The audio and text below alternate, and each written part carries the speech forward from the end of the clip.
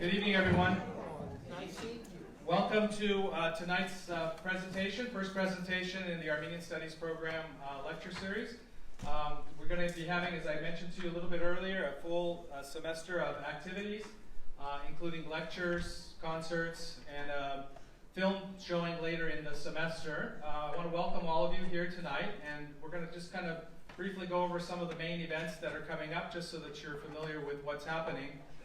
First of all, as many of you know, we have at Fresno State what is called the Kazan Visiting Professorship Program, and that program brings visiting scholars to Fresno State. And since 2000, the year 2000, we've had 16 professors, and I'm very happy to introduce to you today the 16th Kazan Visiting Professor in Armenian Studies, Dr. Ari Shakarian. Dr. Shakarian, would you stand up, please, so everyone sees you?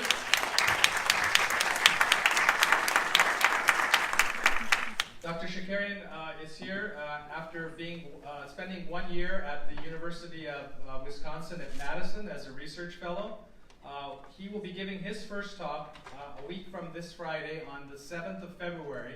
It'll be here in this auditorium, and at 6:30 to 7:30 we're going to be having a reception, so please join us a little bit earlier than usual, and we'll have food and drinks, and you can get to meet Dr. Shakarian as well. His topic deals with the armistice period of 1918 to 1923, the period when there was an armistice, a peace.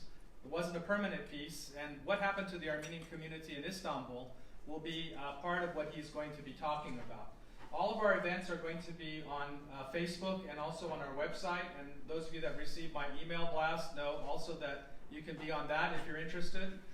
Following that, on February the 22nd, we have a benefit concert for the House of Hope program in Armenia. I do have tickets tonight, so if you're interested in joining us for that concert. And then there are a series of lectures and as I said again, presentations that will take us through all the way through April, and concluding with activities taking place in the month of April, including, I think it's up here, that's the All Things Armenian, but the thing that it's going to be a movie called What Will Become of Us by Stephanie Ayanyan, and she made a documentary movie about 6 Armenian American families and how they deal with the Armenian Genocide.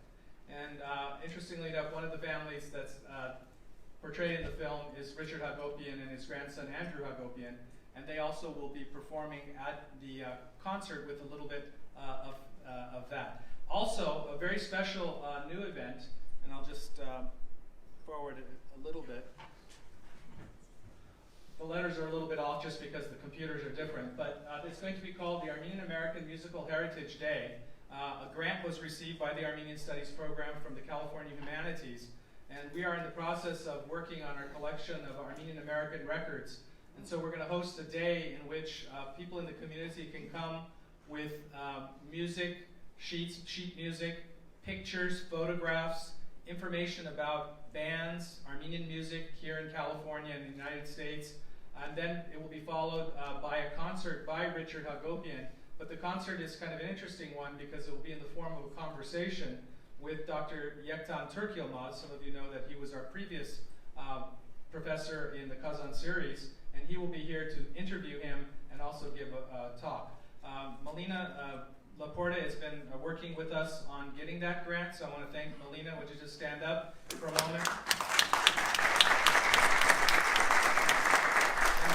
One of the reasons I'm introducing her is that if you do have some ideas about things to bring and you have questions, you can either ask her or myself asking about the kinds of things that we want to bring. I also want to introduce tonight my colleague, Dr. Sergio Laporta. Dr. Laporta is over here. He is currently the interim associate dean in the College of Arts and Humanities.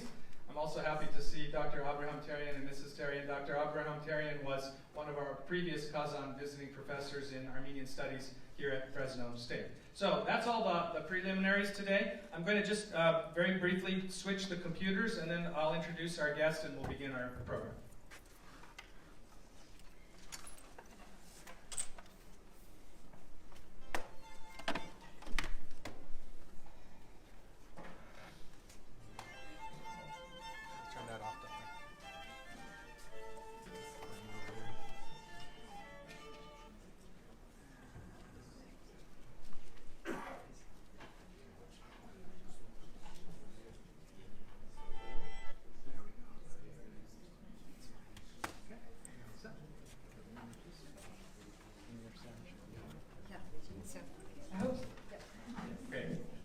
So tonight, it's a very special lecture. I think a lot of us in the room have some special connections with the holy city of Jerusalem.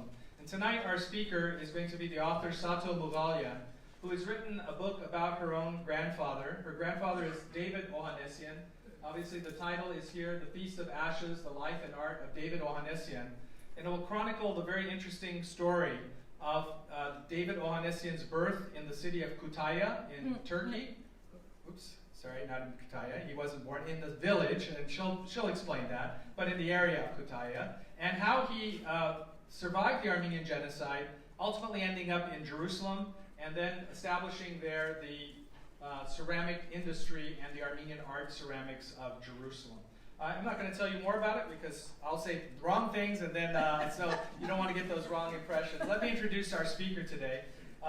Sato Moughalian is an author, but she's also an award-winning flutist in the New York City, and she's an artistic director of the Perspectives Ensemble, founded in 1993 at Columbia University.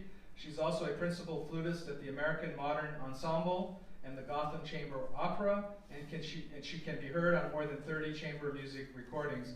I was talking to her earlier today, and there's quite a bit of artistic genes in the family, so she can also talk about that there are many artists in the family, both in the visual arts but also in music. She's been traveling extensively presenting her book. Tomorrow she's going to be traveling to Los Angeles, speaking at USC, doing a podcast with the Institute of Armenian Studies, and then that evening going to UC Berkeley to give a talk at Berkeley, and then she'll be probably going back to New York. Then I'm going to Davis. Then she's going to Davis. Okay, so she's very busy, but she's been traveling all over presenting this book. So without any further introduction, it's our pleasure to introduce Sato Moughalian to present a talk tonight. Thank you, Sato.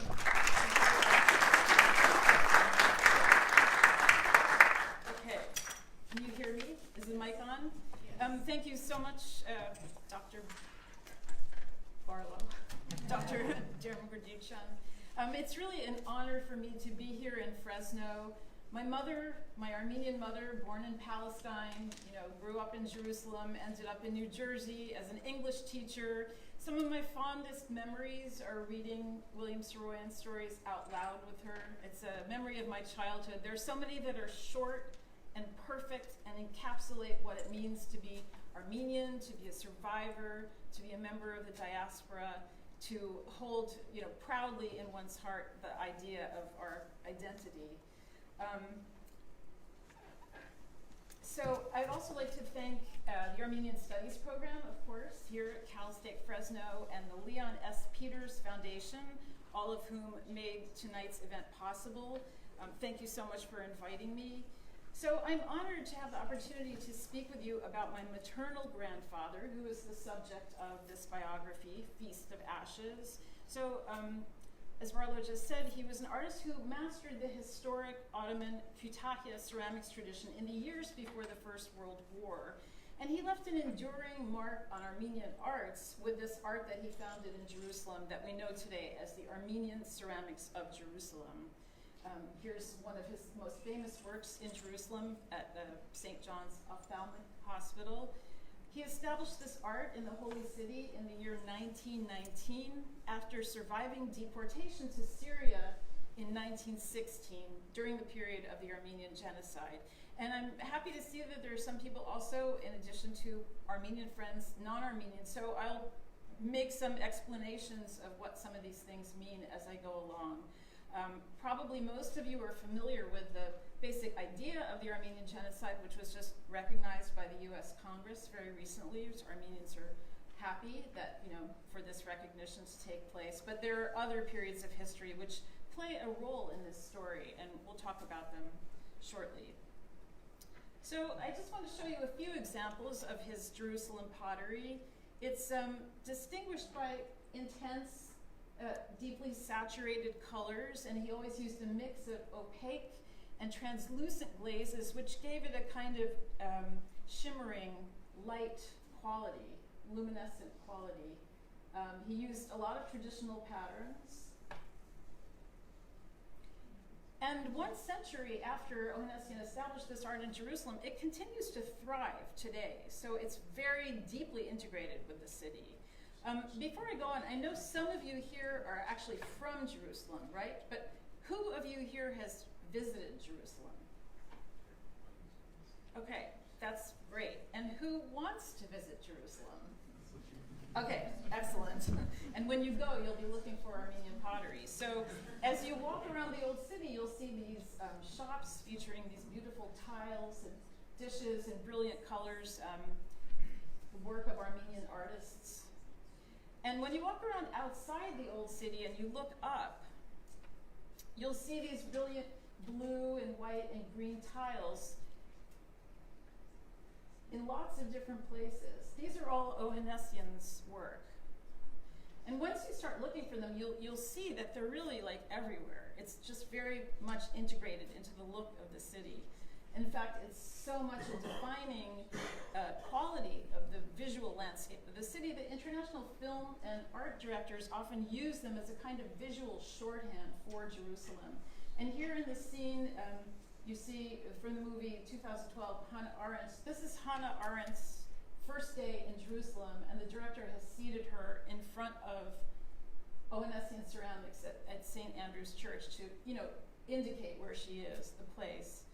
Here's another very typical scene, a press conference, 2 American writers being interviewed at the luxurious American Colony Hotel in Jerusalem, and they're seated in front of Ohannessian ceramics. The Israeli government honored Armenian ceramics in 2003 by issuing a series of commemorative stamps. And since its founding 100 years ago, Armenian ceramics have really achieved a global reach. Like, you can find examples of them in museums all over the world, Victoria and Albert, here on the West Coast, the Portland Art Museum. Lots of museums have examples of them. They're installed in public structures, on mantelpieces in homes around the world. And for the large audience of people who appreciate them, these rich blues and greens and reds and these elegant, timeless motifs are instantly recognizable. But it's the story behind this art that's much less well known. In 1986, Yael Olenek, who's a curator at the Haaretz Museum in Tel Aviv, organized the first formal museum exhibition of the Armenian pottery of Jerusalem. And she was perhaps the first museum curator to recognize it as a distinct art, a separate branch of the larger field of Ottoman ceramics. So Ohannessian's career bridged 2 schools of ceramic making, Kütahya and Jerusalem, and everyone pretty much acknowledges that the former, Kütahya, was the inspiration for the latter, Jerusalem, and much has been written about both. British art historians, other European art historians, Turkish art historians have written about Kütahya, Israeli art historians have written about Jerusalem, but nobody has really addressed the subject of how the art actually moved from one place to another. That was always a gap in the literature. As his granddaughter, I understood that the answer to that question was deeply tied to his arrest and deportation from Kütahya in 1916.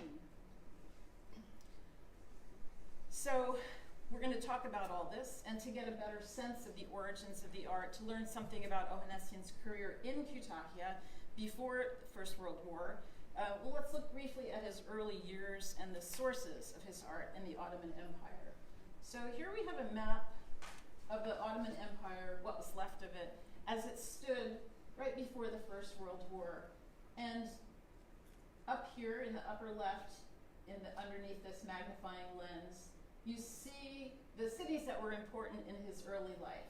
So he was born in this ethnically Armenian, very isolated mountain village called Muradja. Here is Kütahya. He spent his youth in Eskişehir, and you can see here's the capital, Constantinople, or Istanbul as it's known today. Nearer to Istanbul is the city of Iznik, which we'll talk about in a minute, which was the chief imperial ceramic making center of the Ottoman Empire. So Ohannessian was born in 1884 in Muradja, and like many rural families, our clan, our Gerdastan, maintained a strong tradition of oral storytelling. So news of births, deaths, marriages, professions, history of families, all of these things were passed down from generation to generation, very often by telling stories around the hearth on cold winter nights. And in this way, Tavit learned that he was in part descended from men who had traveled to Kütahya to learn this art. And similarly, my mother, as a child in Palestine, learned from her father the stories of her ancestors. And in the years before she died in 1995, she made it the project of her life to transcribe everything she could remember, to interview all the people who were alive, who had memories of her parents, and to collect this into a volume and make copies of it for every member of my generation. From my mother's account, I learned that Ohannessian in 1902, at the age of 17, had decided to follow in his ancestors' footsteps, and he moved to Kütahya to pursue an apprenticeship in ceramic making. Here you see Kütahya as it looked. It doesn't actually look that different today, the old part of town. By 1907, he'd mastered the art, and he opened an independent studio called the Société Ottomane de Fayence. And so here is his Kütahya letterhead. And we see something interesting, which is that it's in 3 languages. Ottoman Turkish at the top, French in the middle, which was, of course, the language of international trade in the Ottoman Empire. And then something that's quite unusual. At the bottom, you see the name of the studio in Armenian. The reason this is unusual is because Kütahya was pretty much exclusively a Turkish-speaking city. It was not encouraged for people to speak other languages in public. Yet, when he founded his workshop, he produced a letterhead in 3 languages. So from this, we can guess that perhaps he was already envisioning an international career for himself. So let's take a moment to talk about this Kütahya ceramic tradition that Ohannessian inherited. So we see a tectonic map of the region showing us all these plates that collide into each other, making a very complex geology, which leads to the presence of many different clays and minerals. Over time, those rich deposits gave rise to glazed ceramics, as well as several other characteristic local art forms. I'm going to mention 2 of them that had very deep Armenian participation and that relied on the unique local natural resources. One was this carpet tradition of Uşak to the south of Kütahya, which relied on local plant dyes, locally raised wool, and silk. And Armenians historically participated in this trade. And then another with great Armenian participation were these miniature meerschaum, or lule dashe, it's also called, these carvings that were made in Eskişehir of magnesium silicate, or sepiolite, sometimes it's called. This is a mineral that abounds in the region of Eskişehir and Kütahya, but can be found in very few other places in the world. And these pipes are prized by Europeans, and it was a big export industry from Eskişehir in the late 19th into the early 20th century. One of my family members engaged in this trade. So many of the arts for which Armenians became renowned in the Ottoman era were tied to these very localized materials. And here's a satellite view of the same western terrain in Anatolia. So up at the top in red, you see again the city of Iznik, and about 100 miles to the south is Kütahya. So in this whole region, you find a particular kind of clay called kaolin, which I think the ceramicists among us are familiar with, and that's the clay that gave the characteristic glowing white background to the finest Iznik and Kütahya ware.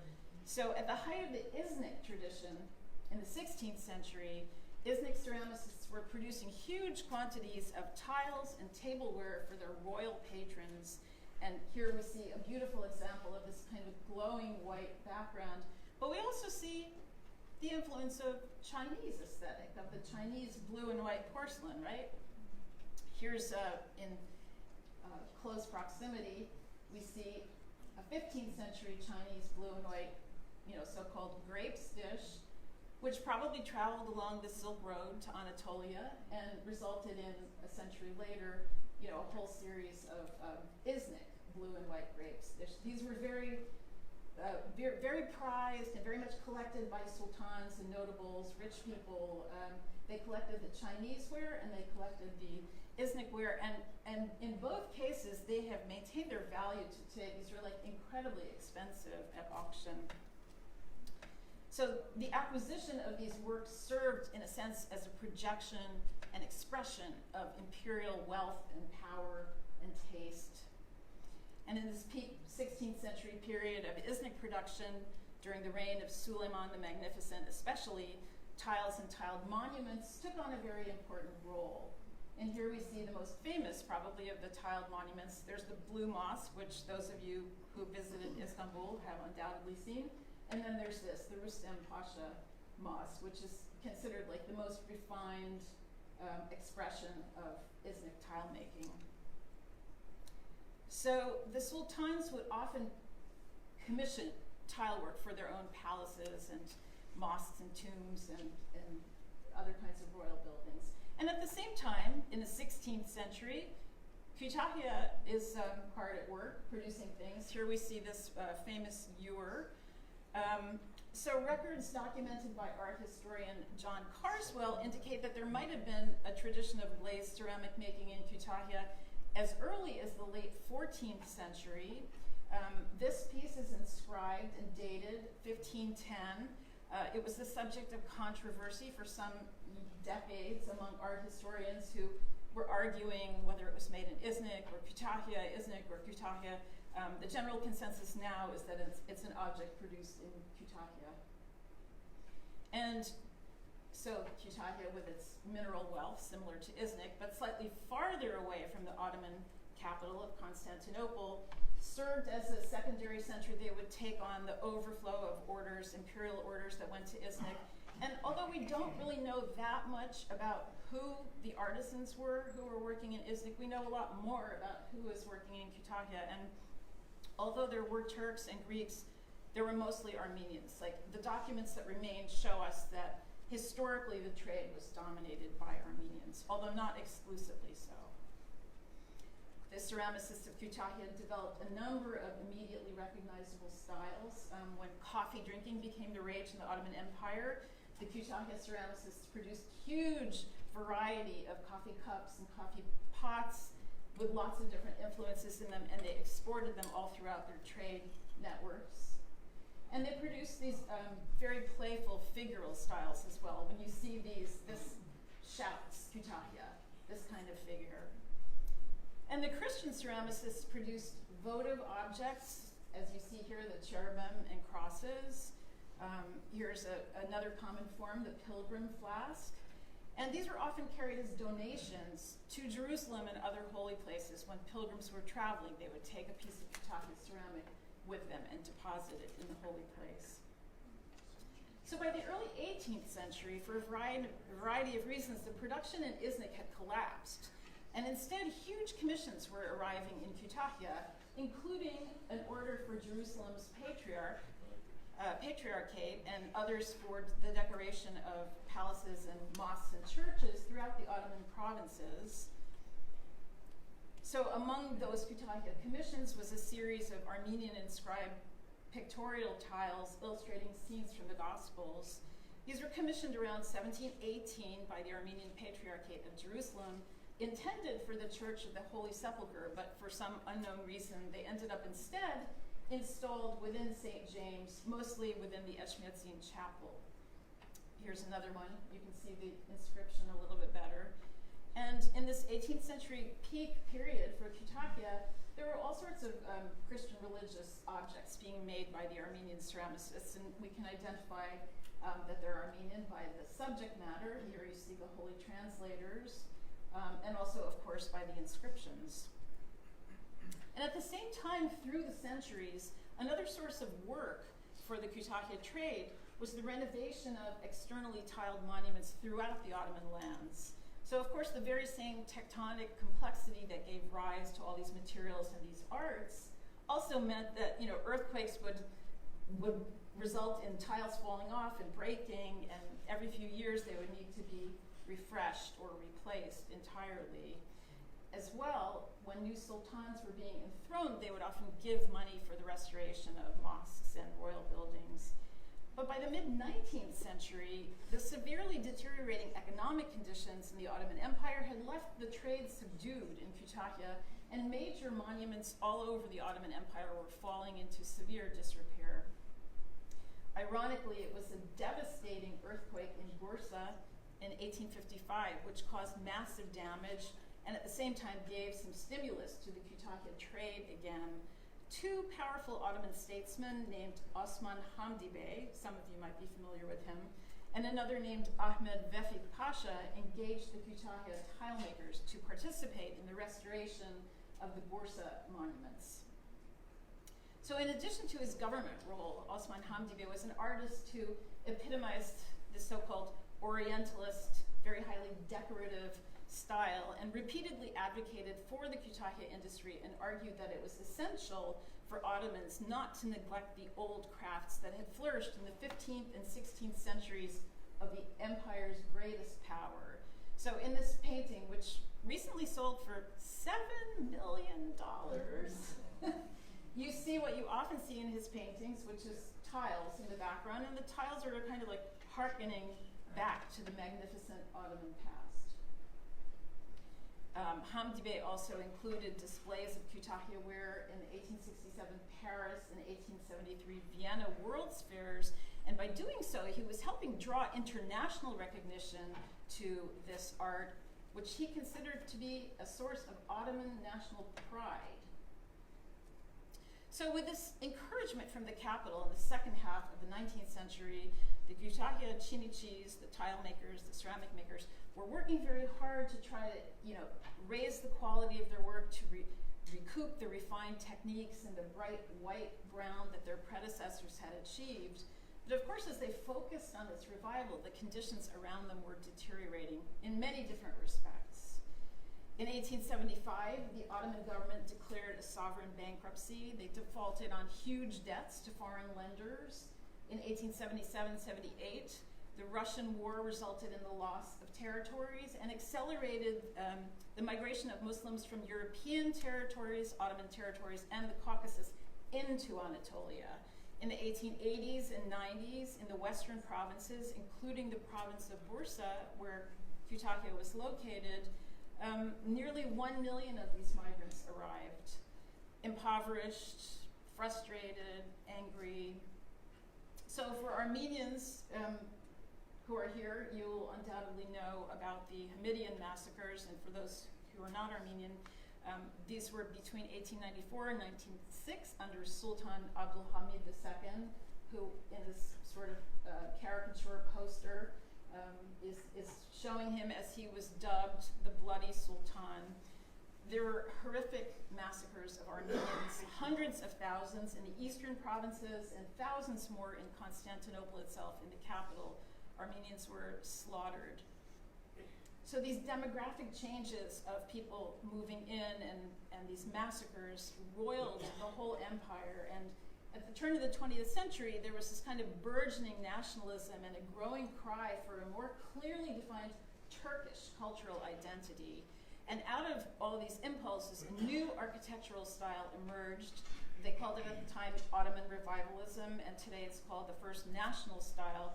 So again, it was this looking back to the past and taking the most characteristic elements of architecture, these pointed arches and domes and wide eaves from the 16th century and earlier eras, and amalgamating them into this new style, and of course, adorning them with tiled facades. So this provided a lot of work to the Kütahya ceramicists, including my grandfather. The government commissioned a new post office in this mode in the Sirkaci district of Istanbul. This is a very recent picture, so these tiles are still standing. All three Kütahya workshops produced tiles for it. And here's a better picture of the small mosque behind it. And these tiles were also made by the three Kütahya workshops around 1910. Here's a page of a French, Ottoman French trade journal showing the three Kütahya studios run by Mehmet Emin, who was Turkish. The second one was the Minassian brothers, Haratun and Garabed Minassian, Armenian. And then the third studio was the studio of Tavit Ohannessian. So in 1908, the Young Turk Revolution had one of its after effects were these efforts to modernize in many different ways, and this provided fresh stimulus to the Kütahya trade. the government convened new efforts to address the accumulated damage to the great historic monuments. And all three studios worked with the director, who was the government's leading architect, named Mimar Kemalettin. And they produced renovation tiles for royal buildings and religious structures dating from the 13th to the 18th centuries. So in the process of doing this restoration work, my grandfather and the others were like examining these historic tiles, seeing what the tile body was made of, how thick it was, how the glaze looked, how it was attached to the building. And during this period, Ohannessian achieved renown for his skill in historic restoration. And at the same time, the Armenians were exporting large quantities of pottery, mostly to England and France. They were making tiles for new government buildings in this Ottoman revivalist style. And when you walk around Istanbul today, you can see these buildings. I mean, they're standing there. Nobody seems to know where the tiles came from, but now we do actually know. You'll see the boat landings in Istanbul that are covered with Kütahya tiles from this period. It's the Young Turk period, right before the First World War and actually into the First World War. And perhaps the most astonishing of these commissions was a tomb of the penultimate Ottoman Sultan, Reshad V, which was commissioned from Mimar Kemalettin in 1910. By 1913-14, the three Kütahya studios were making tiles. Reshad didn't die until 1918, but he was a good planner in this respect at least, right? Planning his own tomb. And what's astonishing to me is that we know what's about to happen at the end of 1914 and 1915, and yet, just before that, we have Armenian artists tiling the tomb of the Sultan. So in October of 1911, Tabit Ohannessian met somebody who would change the course of his life. That month, a member of the British Parliament named Mark Sykes, whom some of us may know better for his infamous 1916 Sykes-Picot Treaty, traveled to Istanbul on a diplomatic mission. And during this trip, he made a detour to Kütahya. And the reason for that was this. Several months earlier, his family's baronial manor had burned to the ground. And Sykes was a great lover of Anatolia, Mesopotamia, the culture of the region. He decided that he wanted to commission an enormous tiled chamber for his rebuilt family manor in Yorkshire, England. And he met Ohannessian in Kütahya and gave him this enormous commission. After the tiles were installed in early 1914, many visitors from Mark Sykes' social circle, the British military, the Foreign Office came, visited, saw the house, and greatly admired this tiled room. Chief among Sykes' friends was a man named Ronald Storrs. We'll hear about him in a minute. So the success of the revival of the Kütahya ceramics, in this pre-war period, slowed with the Ottoman entry into war in November of 1914. In early 1915, the Ottoman government began rounding up, massacring, and exiling Armenians, and this ushered in a period of mass violence and displacement for most of the empire's more than 2 million Armenians. And these catastrophic events collectively are known as the Armenian Genocide. Ultimately, as many as 1.5 million Armenians, as well as a large number of Greeks and Assyrians, were massacred or caused to perish by exhaustion, starvation, or disease as they were marched away from their ancestral homes. And my family, like most Ottoman Armenian families, was also swept up in these catastrophic events. And here we see a schematic map. The larger the red circle, the greater the number of Armenians who were massacred or died there. So you see that even though it largely took place here, even in the western part where my family lived, you see red dots. There were murders, mass deportations. Raymond Kevorkian estimates that in the final months of 1915, about 400,000 Armenians traveled down this route towards Syria, their deportation. So my grandparents followed the same path, taking the railroad as far as Byzantium and then being forcibly marched through the Taurus and Amanus mountains to the Arab provinces. During the long forced march, my grandfather contracted a serious case of typhus and nearly died. The family reached Aleppo later in 1916. Now, this picture has nothing to do with my family. It's one of the famous photos by Armin Wegner.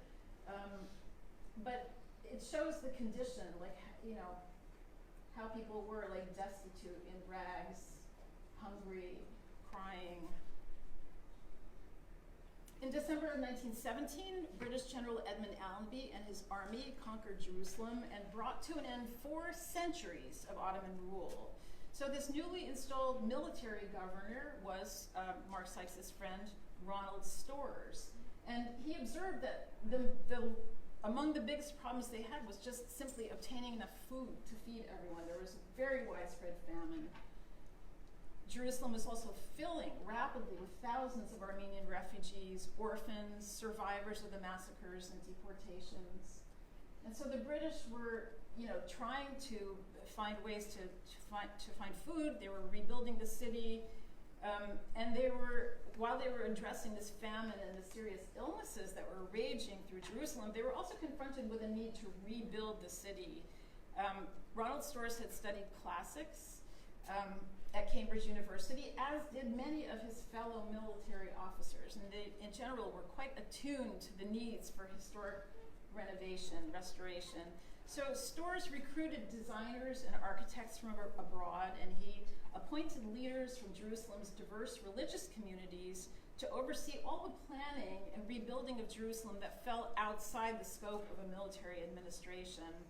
And he formed an organization called the Pro-Jerusalem Society that began its duties in September of 1918. So chief among their aims was to restore the holy sites, to shore them up and make sure that they were not in danger of any further deterioration.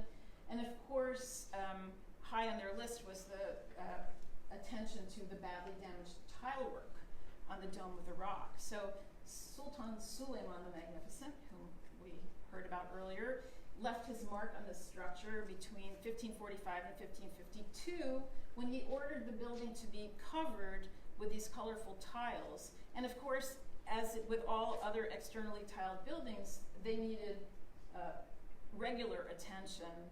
Jerusalem's weather damaged them, but Palestine's parched landscape didn't have any of those clays and minerals that you find in Anatolia or Persia. And so over the centuries, they would bring people in, sometimes Armenians from Kütahya. They would bring artists in, they would make the tiles on site using materials that they carried with them, and then they would return to their home regions. So there was no resident tile industry in Jerusalem.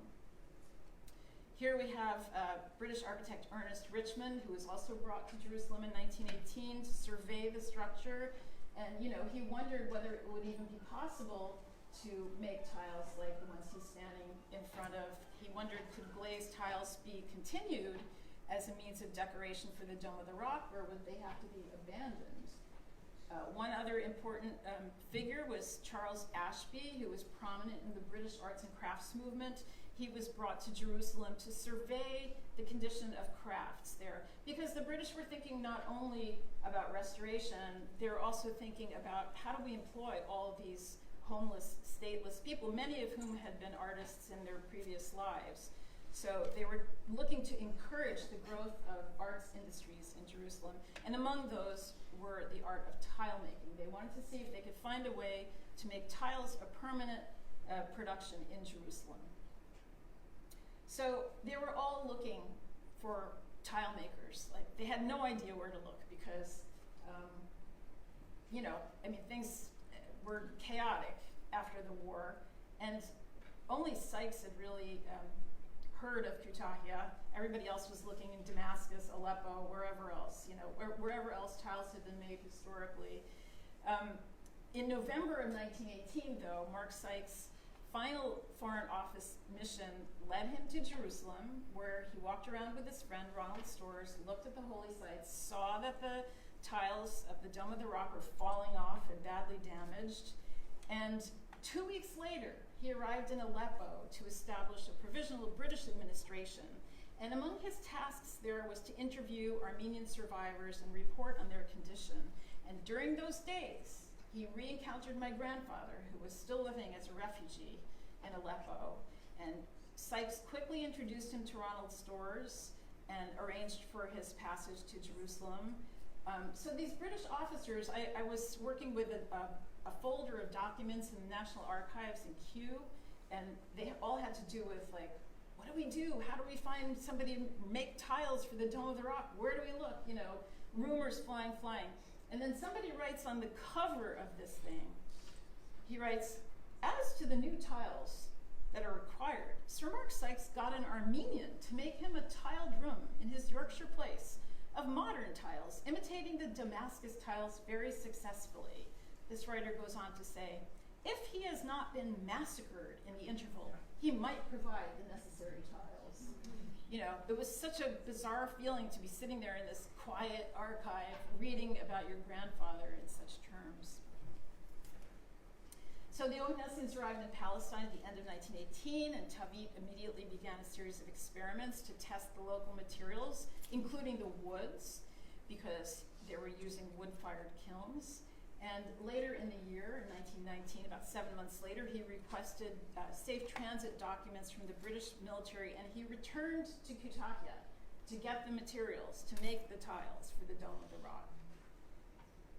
While he was there, he invited the remaining Armenian ceramicists to accompany him back and to work in his workshop. And among the group that he brought back to Jerusalem was one Nishan Balyan, this very gifted wheel potter, and an expert painter named Mugardish Karakashian. And Ohannessian named his new studio on the Via Dolorosa the Dome of the Rock tiles. Here's a photo from the Near East Relief Archive. This is Ohannessian on the left. This is an American visitor on the right, and he's supervising these young children who are learning how to paint ceramics in what the Pro-Jerusalem Society called its School for Ceramics. Here's another well-known Jerusalem image. Like, you see this a lot. Reproductions are offered in photo studios in Jerusalem. You know, you find this picture reproduced, and it's very evocative, and you know, I mean, it's a gorgeous thing, but what none of the captions tell you is that these were orphans' children who were trying to learn a trade, you know, I mean, who were dealing with unspeakable losses and yet immersed themselves in the making of this art. A number of these young men and women ended up remaining with Ohannessian until 1948. Here is an ad from a Near East Relief magazine advertising Jerusalem pottery for sale made by the orphans. So this is like Ohannessian cooperating with Near East Relief, cooperating with AGBU, cooperating with all the relief societies to try to like integrate this industry into the city and to expand it and to employ more people. And he did this successfully, and the studio began producing large quantities of pottery. As Jerusalem stabilized, tourists and pilgrims returned. The British made sure to lead all their guests to his studio, and it caught on. At the same time, the ceramicists were making and installing replacement tiles on the Dome of the Rock. They did a partial renovation to stave off further damage until a full renovation could be completed. And here you see some of his marketing devices. Of course, he had to learn English when he arrived in Palestine. He didn't speak English before that, but he was using basically the skills he had developed as a successful workshop owner in Kütahya to promote his business in Jerusalem. Here you see a brochure produced in multiple languages. And the Pro-Jerusalem Society gave him a number of commissions. One of them was to produce street name tiles for the Old City, which you see here in 3 languages. So that was the pattern. Ohannessian chose colors of the tiling of the Dome of the Rock, so it was a way of like projecting the color palette of the Dome of the Rock throughout the Old City. But after 2 violent uprisings in 1920 and 21, the British encouraged the formation of a new Supreme Muslim Council to allow Palestine's Muslim community more autonomy over its own holy sites. And the council hired Ahmed Kemalatin to come from Istanbul to supervise the restoration of the Dome of the Rock. And when Kamaluddin arrived in Jerusalem, he re-met Ohannessian. They had a good reunion. Kamaluddin spoke very highly of him, but gradually he thought, wait a second, if we give this work to these Christian ceramicists, we're depriving, people in Turkey the opportunity for this enormous commission. And basically he insisted that the tiles be manufactured in Turkey and transported to Jerusalem, so the Armenians were put off the project. Here's another Ashby project for Ohannessian. He commissioned him to make a faience model of the Dome of the Rock as a wedding gift for the British Princess Mary on the occasion of her marriage in 1922. Also in 1922, Balian and Karakashian left Ohannessian's employ to found their own joint studio outside the old city on Nablus Road. This is where the Balian family studio still remains. So here we see a portrait of the Ohannessians in 1923, and like many, many families in Palestine, they have worked really hard to regain some order and prosperity after the years of war and trauma. And as other Palestinian families, also devastated by the war, were doing the same, rebuilding their businesses, regaining prosperity, they began to hire local Palestinian architects to design villas and apartment buildings. And in the 1920s, Ohannessian carried over to Jerusalem for the first time the same Ottoman tradition that we saw of colorful tile embellishments for the exterior of architectural works. One Palestinian architect that Ohannessian collaborated with very frequently was named Spiro Huri, who was born in Alexandria. And Huri cultivated bonds with some of Jerusalem's most affluent businessmen through his membership as a Freemason in the Grand Lodge of Palestine. Here we see a few more examples of this colorful Jerusalem architectural tile work. Someone's phone calling us from the past? Okay. The mandatory government decreed that all new building in Jerusalem had to be made of the golden local limestone, the only element of color that was permitted in architecture in this period were these Armenian tiles. And many of them are still in place today. As you walk around, as we were saying earlier, you can see them. Also in Jerusalem, Ohannessian expanded the range of his iconography. He included more Christian imagery, sometimes imagery inspired by Armenian miniatures and illumination. And here's a snapshot from a private collection in London, which just shows the brilliance of the colors used in Jerusalem pottery, the 20s and 30s. And here's the kiln inside the workshop. So it was huge. It was like 10 feet tall by 10 feet wide. It could fit 4,000 pieces. And so over time, Ohannessian was rebuilding his export network as he had done in Kütahya, distributing his wares through American colony stores in New York City and Liberties in London, and attending international expositions in Paris and in London, various places. And he, in 1933, exhibited at the 1933 Chicago World's Fair. He created many monumental installations in the time he was in Jerusalem, and this was throughout the Middle East, also Europe, also the United States, and a lot of these works remain in place. And through all of this, he worked very hard to preserve the traditional Anatolian tile-making techniques. He kept up the use of a wood-burning kiln, even as others were switching to gas-burning kilns. He ground the glazes from minerals, all the traditional methods. So in other words, he carried from possibly like the 14th, 15th century to the first half of the 20th century. And he was really like the last person, at least the last person in Jerusalem to maintain all these traditional techniques. He also designed and executed architectural tile work for British Mandate architects. And the most complex of these was for a new museum that was funded by the American industrialist John D. Rockefeller to display the Holy Land's antiquities. Today it's called the Rockefeller Museum. And it's facing a very beautiful courtyard inspired by the Alhambra. And here's the inside. Ohannessian chose inspiration from Seljuk era tiling. This museum opened in 1938. For me, perhaps perhaps his most personal creation in Jerusalem may be the now badly damaged memorial altar that he made in 1928 for the Armenian convent of Saint Savior, and it bears a dedication tile made by him 10 years after he arrived in Palestine as a refugee.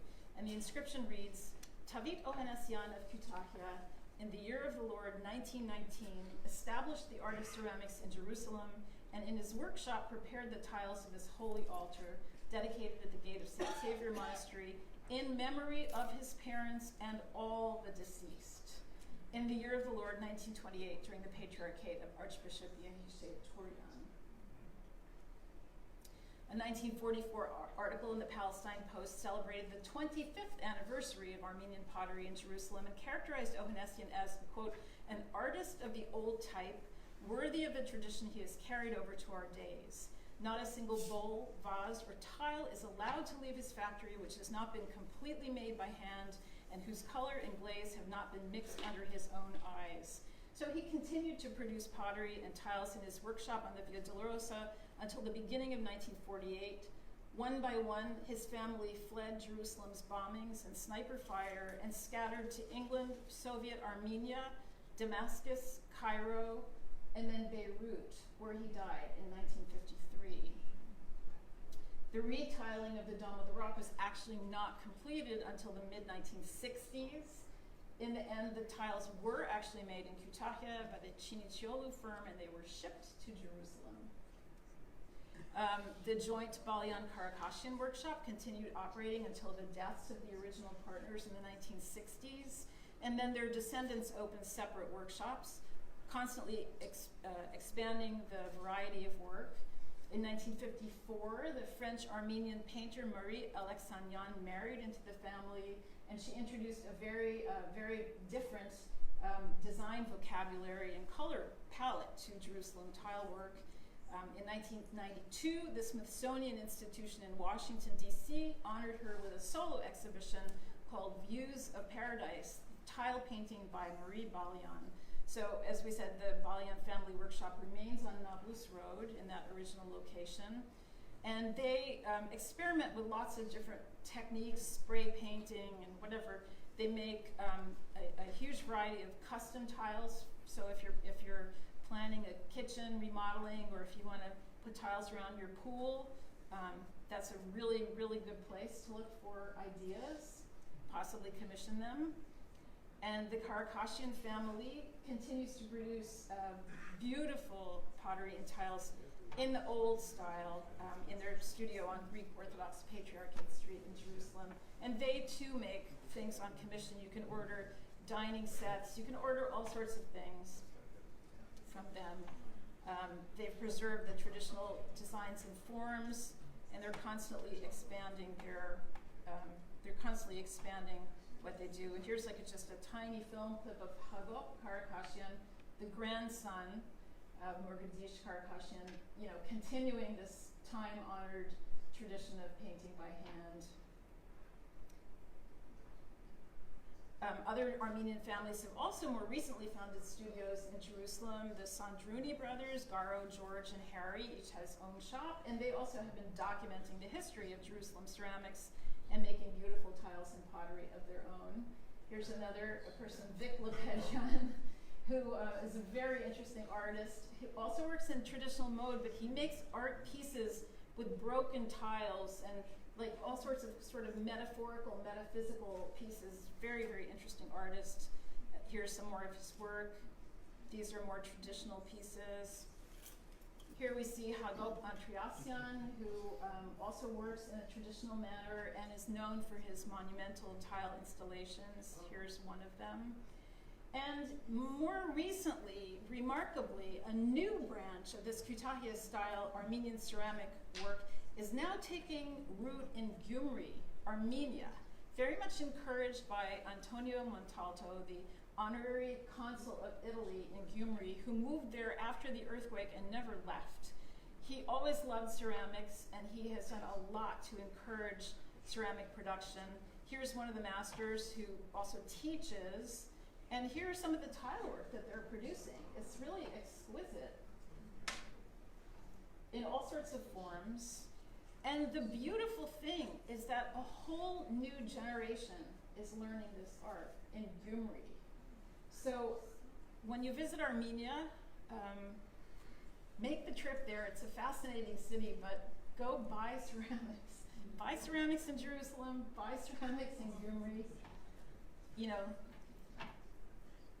here we see a young woman who's becoming an expert painter, also in Gyumri.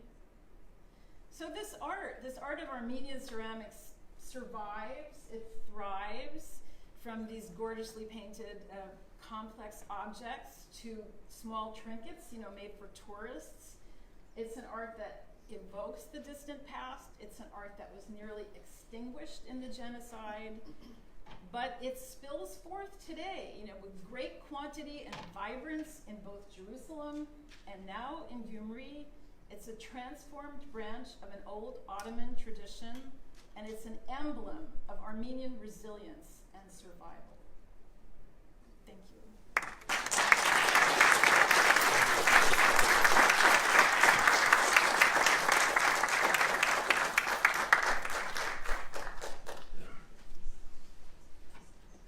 Thank you, Sato. I think we're all pretty much amazed by the beautiful tile work and the history of your grandfather and how that whole industry was transferred to Jerusalem.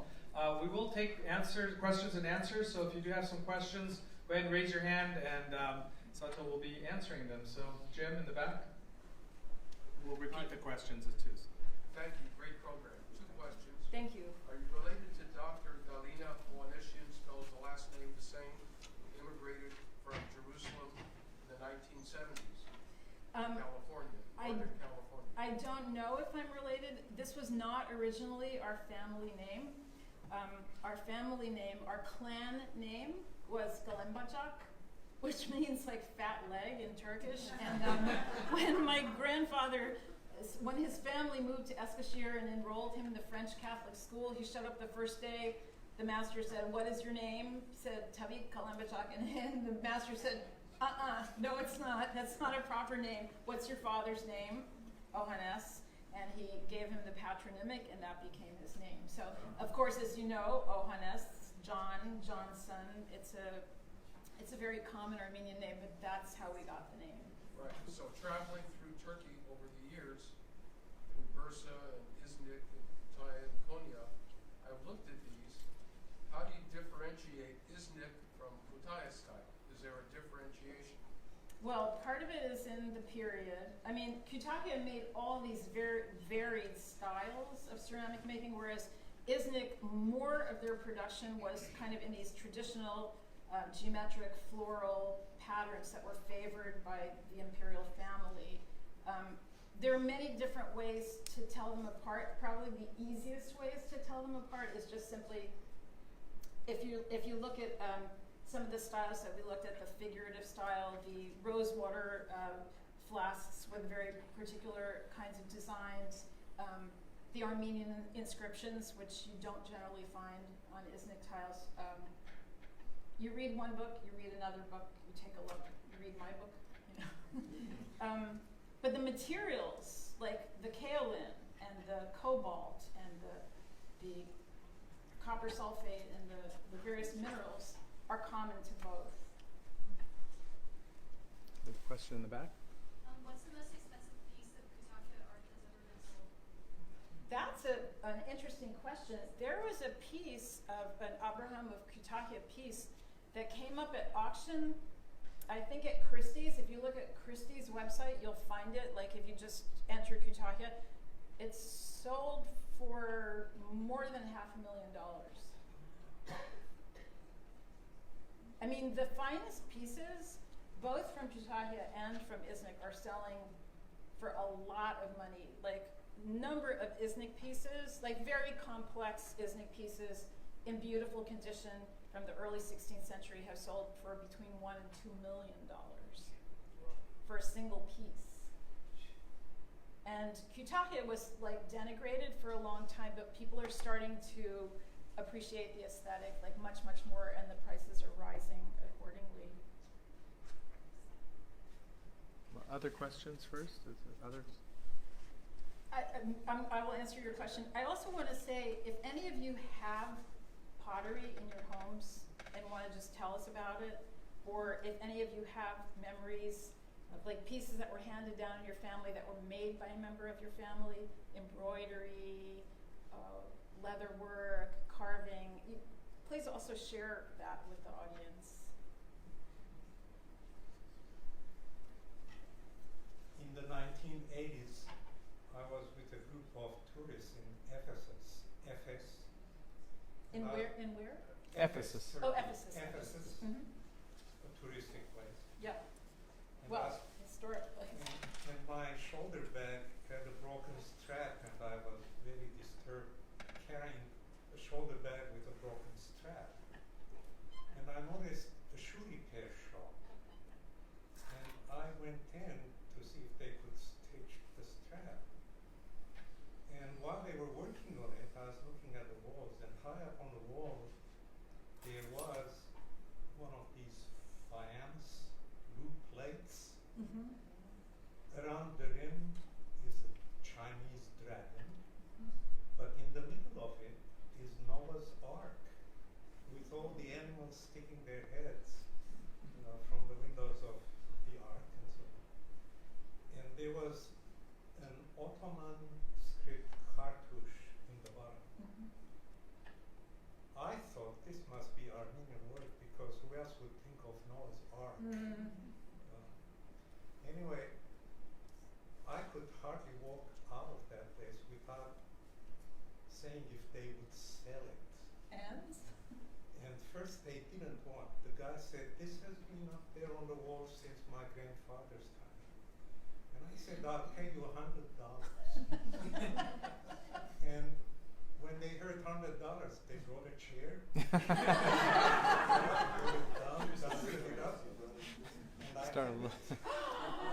I'd love to see a photo of the front and the back. If you In those days, I used to teach archaeology. Mm-hmm. And I told my class I went to Turkey and I found Noah's Ark. and they showed the place. That's amazing. But your pictures of Jerusalem indeed make me homesick, Oh. because I grew up there. Yeah. My ancestors have been there for centuries. In fact, some of the pictures of the workshops, the early ones, Mm-hmm. with young women. Yeah, that was children. Ohannessian's workshop. I remember some of these vividly, Yeah. even when I was a kid. Mm-hmm. Yeah. But thank you for making me homesick. Oh. Thank you. And you had a question? Yes, the year was 1982 in an antique store in Sultanahmet. I went into a Turkish, obviously, antique store, and there, I'll never forget it, was cultural shop, 2 Iznik-style vases with a Turkish crescent and star, Mm-hmm. but the inscription around the rim and at the base were in Armenian.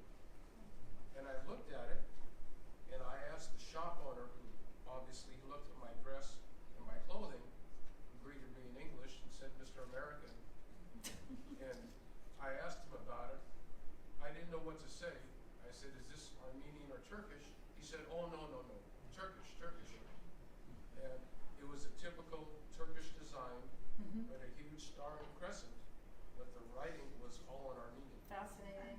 Well, that brings up the whole question of like, what do you call this art? I mean, do you name the art by the land that it's on, or do you name the art by the people who are making the art?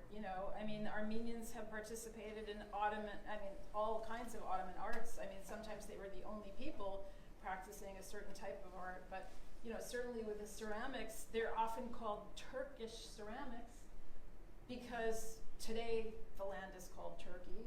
But it's a big question, and I think one of the great joys of this Jerusalem art is that it's Armenian. It's called Armenian ceramics. So, it's a source of pride. I mean, it's a continuation of the tradition, a continuation and an expansion of the tradition, but it recognizes the people who are making the work. I'd like to warn some of the future travelers to Jerusalem. There are Arab Palestinian imitators of Hebron. Right, right. So if you're in Jerusalem and you see this cheap, imitative Armenian style ceramics, please don't go for it. Well, I mean, Buying from an Armenian shop straight from the manufacturer, the artists themselves. yeah, I mean, I would agree that it's great to buy from the artists themselves. At the same time, I have empathy for the Palestinian villagers, you know, who are sort of making these quick and dirty ceramic pieces for tourists that are very inexpensive, that are clearly not the same quality as the Jerusalem work. And I think back on the early years of the Jerusalem ceramics, when people were hungry. I mean, you know, in those first years, like after the First World War, the Armenians themselves were hungry. They were struggling with famine and poverty and enormous loss. And that's often the case for the Palestinian villagers too. So I'm not quite as dogmatic about not buying them, but I would say try to, you know, if you want to buy a beautiful, high quality piece, definitely the Armenian studios are the place to go. No, just as a coda to that also, when I came back 2 weeks ago from Jerusalem, and in Ben Gurion Airport, in the duty free, Yeah. they have Armenian ceramics. And it says Armenian pottery there, but it's clearly not. It's the Hebron pottery. It's Yeah, like yes, Armenian it's the style pottery. Yeah, Armenian Yeah, style yeah. pottery in the airport duty free, and that was the first time I'd ever seen that. Yeah, I mean, it does attest to the popularity, though, it does. across the board of the pottery. Yeah, let's hope that it encourages tourists who are leaving to return and buy, you know, the higher quality stuff. Thank you very much for this very interesting presentation, and I look forward to reading your book. Thank you. I want to ask about the survival story of your grandfather, David Ohannessian, Mhm. how he survived the deportation route, and I mean, with his family or not? With Could you his please just family. elaborate on? With his family, it was probably January or February of 1916 Mhm. that he was put on a train in Kütahya. Well, the train is actually slightly outside of Kütahya in Aleksanyan, and they had some money. I mean, they had, like many Armenians, my grandmother, you know, sewed the gold coins into their clothes. But I'm sure they ran out of money like long before this whole ordeal ended. So they were put off the train in Bozanti. They were marched, you know, through the mountains, across toward Aleppo. Now it's interesting. I know that my grandfather worked for the railroad. I mean, as you know, undoubtedly, the project of completing a through railroad line was of huge importance and controversy with the Ottomans and the Germans, because a lot of the engineering and fine craft people who were working for the railroad were Armenians. So, you know, the local managers were trying to keep them in place as long as possible, and the center was trying to get them deported. You know, they were under enormous pressure to finish the rail line, because there was a danger that the Germans would like just take over the whole project. I know my grandfather worked for the railroad, and I also know that according to the timing that I found, it's possible that some of the work that he did for the railroad took place along, you know, in the mountains, in those various spots where there were building camps and everything. There was no way for me to know for sure, so I couldn't ascribe any one time of his doing, but I know that in Aleppo he worked for the railroad, and I think it was, you know, probably some labor job. He almost died of typhus along the way, and I don't know how my grandmother kept him alive, but the five of them with these three tiny children somehow like made it to Aleppo, and they had like no money by then. My grandmother got flour and dried apricots and got up very early in the morning and baked bread with apricots, and my grandfather would take a basket of it to the marketplace and just sell warm bread. And that's how they survived for months there. Eventually he wanted to try to started a ceramics workshop again in Aleppo because they had a school of arts and crafts in Aleppo, and this was like a government school, but they didn't have a ceramics department. They didn't have a ceramics teacher, and so he approached the school and said, introduced himself, and they were interested in having him start a ceramics department in Aleppo in 1917. But he had to get papers in order to remain in Aleppo, and so he went to the police station, it's kind of naive, and petitioned for the right to remain in Aleppo so that he could start a ceramics department at the Aleppo School of Arts and Crafts, School of Industry it was called. And this set off a flurry of cipher documents to Kütahya, to the capital. In Kütahya, they denounced him as a revolutionary and a dissident figure who was dangerous. And at the same time, the governor of Aleppo was writing to Enver Pasha, asking, could we have this person start, So he brought himself to the worst possible attention, and as a result, he and the family were arrested and deported again to Mosque. This I discovered through, there was a whole folder in the Ottoman archives of his case. There are more details to it than that, but you'll discover them in the book. And so he was deported not once, but twice.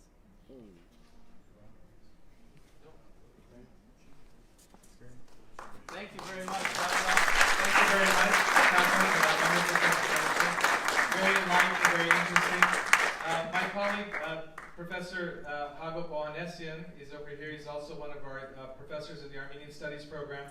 He's going to be handling some the book sales outside. So we have one table that has the books if you'd like to purchase books. If you've already purchased them, Sato will be sitting at the table nearest the auditorium here outside, and we'll be signing them, and feel free to come up to her and talk to her. We want to thank Zar Demirgadishian for bringing the desserts, and we're having coffee, so join us outside. And then on February the 7th, Dr. Ari Shakarian will give his first in a 3-part series of lectures. Thank you for joining us this evening. Appreciate it.